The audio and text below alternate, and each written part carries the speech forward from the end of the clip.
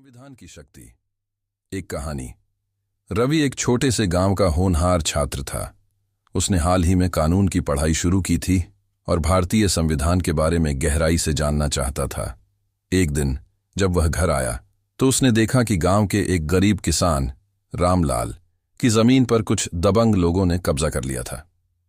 रामलाल रोते हुए कह रहा था, मुझे न्याय चाहिए, लेकिन मेरी कोई नहीं सुन रहा। रवि ने तुरंत संविधान की किताब उठाई और उसे मौलिक अधिकारों फंडामेंटल राइट्स के बारे में बताया। उसने समझाया, संविधान के अनुच्छेद 14 के तहत सभी नागरिकों को समानता का अधिकार है। अनुच्छेद 19 हमें स्वतंत्र रूप से रहने और अपनी संपत्ति रखने की अनुमति देता है। रामलाल को हिम्मत मिली। रवि ने उसे कलेक्टर ऑफिस जाने की सलाह दी। कलेक्टर ने मामले की जांच की और पाया कि रामलाल की जमीन पर अवैध कब्जा हुआ था। संविधान के अनुसार उसे न्याय मिला और उसकी जमीन वापस कर दी गई।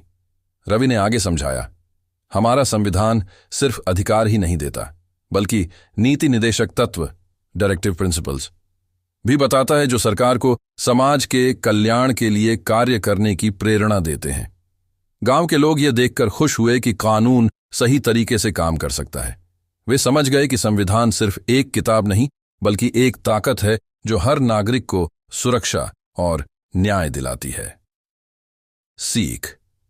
संविधान का ज्ञान न सिर्फ हमारे अधिकारों की रक्षा करता है, बल्कि हमें समाज में न्याय और समानता बनाए रखने में भी मदद करता है।